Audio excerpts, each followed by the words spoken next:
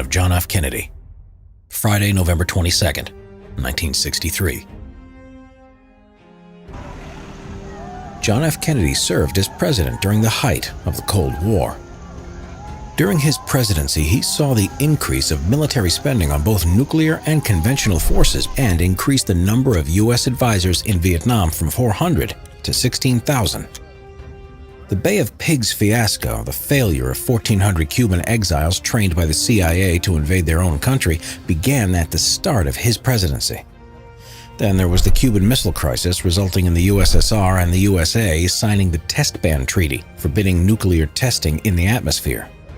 It also established the Hotline, a direct telephone contact between the White House and the Kremlin. During Kennedy's time in office, the Berlin Wall was built by the Soviets in order to stop refugees from fleeing from East Germany to West Germany. In Berlin, he delivered a speech challenging Soviet oppression and gave hope to the people of the city. But in the winter of 1963, the presidency of John F. Kennedy would be tragically cut short. On November 21, 1963, President John F. Kennedy and his wife Jacqueline departed on Air Force One for a 2-day, 5-city tour of Texas. He was to announce his candidacy for the 1964 presidential elections there because Texas was vital for his re-election. Texans needed to be convinced, as the state was largely not in favor of Kennedy's civil rights policies and handling of foreign policies like the Bay of Pigs fiasco. The feuding among Democratic Party leaders there also hindered his chances of re-election, and they needed to be brought together.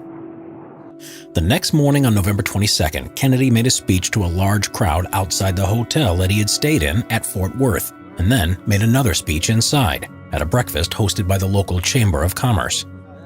He would say in the last speech he would ever make, "This is a very dangerous and uncertain world. We would like to live as we once lived, but history will not permit it." The presidential party left the Texas hotel and went by motorcade to Carswell Air Force Base, boarding Air Force One, and landing at Dallas's Love Field Airport a short time later. President Kennedy and his wife shook hands with an enthusiastic crowd and sat in the back seats of their limousine as part of the motorcade. Democratic Texas Governor John Connally and his wife were seated in the seats in front of them. In front of these seats were 2 Secret Service agents. The president's next stop was the Dallas Trade Mart, approximately 10 miles away, where Kennedy was scheduled to deliver another speech. It's estimated that about 200,000 people lined the route to the Trade Mart. The limousine the president was traveling in was an open-top 1961 Lincoln Continental 4-door convertible limousine that was called the SS-100X by the Secret Service. The motorcade moved through Dealey Plaza in downtown Dallas. Nellie Connally, the First Lady of Texas, turned around to the president, who was sitting behind her, and commented, "Mr. President, you can't say Dallas doesn't love you," which President Kennedy acknowledged by saying, "No, you certainly can't."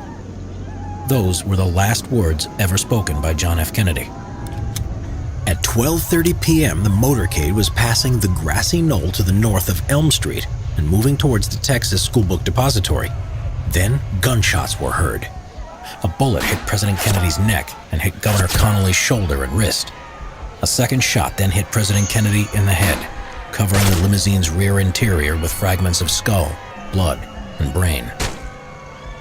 The impact was so severe that blood and fragments even landed on the Secret Service car that was following behind. The limousine sped off to Parkland Memorial Hospital within minutes, but it was already too late, and doctors' efforts were in vain. Kennedy was declared dead at 1 p.m. Connally would recover from his wounds. The country and the world was in shock.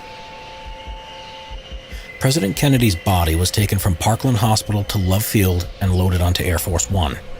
At 2:38 p.m., sheltered on board Air Force One in case of further assassination attempts, Lyndon B. Johnson took the oath of office with Jacqueline Kennedy by his side, still wearing her blood-spattered clothes. The oath was administered by U.S. District Court Judge Sarah Hughes. Less than an hour earlier, a person had been arrested by the police. Witnesses had reported hearing and seeing shots from different directions, but several accounts mentioned the southeast corner window on the 6th floor of the Texas School Book Depository building. Only 2 employees from the building were missing, one who had walked outside and wasn't allowed back into the building by police at the time of the shooting, and another, Lee Harvey Oswald, who had only been working there for a month.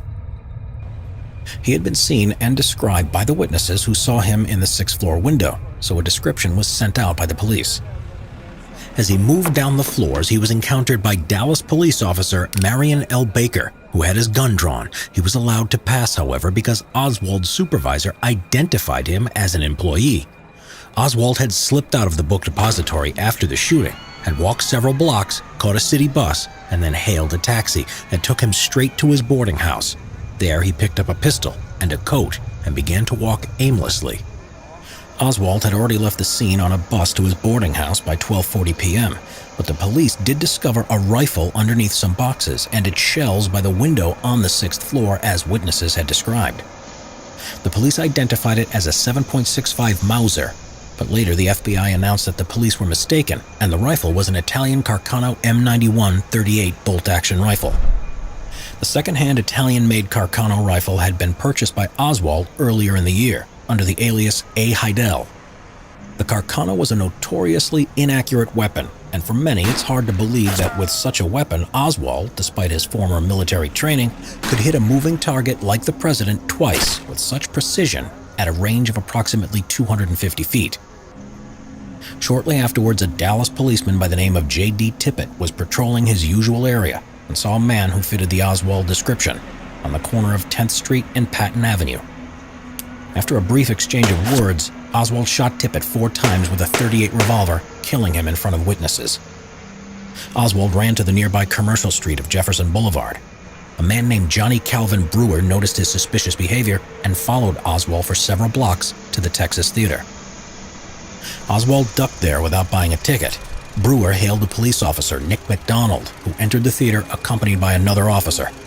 Both officers apprehended Oswald on the stage of the Texas Theater, 6 blocks away from the scene of the crime, at 1:50 p.m. When Oswald was arrested, he was carrying a forged identity card bearing the name Alec J. Heidel, the alias he used to buy the rifle. However, Texas law imposed no control over the purchase of weapons. There was no reason to buy it under an assumed name. So why did Oswald buy the rifle and a handgun by mail order under his assumed name? Curiously, Army intelligence was known to have a file on A.J. Heidel, the contents of which were destroyed before it could be acquired by investigators. On Sunday morning, November 24th, after being held for 2 nights, Oswald was being transferred from city jail to the county jail. The event was being broadcast live on TV for millions of Americans to see. Suddenly, out of nowhere, a man shot a pistol point blank at Oswald, who died 2 hours later in Parkland Memorial Hospital. The man who fired the pistol was Jack Ruby, a local nightclub owner. He said that he killed Oswald to spare Mrs. Kennedy the discomfiture of coming back to trial. The state funeral for President Kennedy was held on November 25, 1963, with representatives from more than 100 countries and millions of viewers watching it on television. On November 29, 1963, President Lyndon B. Johnson created the President's Commission on the Assassination of President John F. Kennedy, also known as the Warren Commission, after its chairman, Earl Warren, Chief Justice of the United States. Its 888-page final report was presented to Johnson on September 24, 1964. The Warren report concluded that Oswald, who had become a skilled marksman as a Marine, had fired 3 shots, one that entered Kennedy's neck and exited through his throat before hitting Connally, one that hit Kennedy in the back of the head, the fatal shot, and one that missed the president but ricocheted off a piece of sidewalk which injured James Tague. Many disagreed with these findings and argued instead that there had been a second shooter on the grassy knoll in Dealey Plaza that the motorcade had been approaching, and there were witnesses who thought they had heard shots coming from the direction of a railroad beyond the knoll. The report, however, concluded that Lee Harvey Oswald and Jack Ruby had acted alone, although the findings of the Warren Commission continue to be controversial.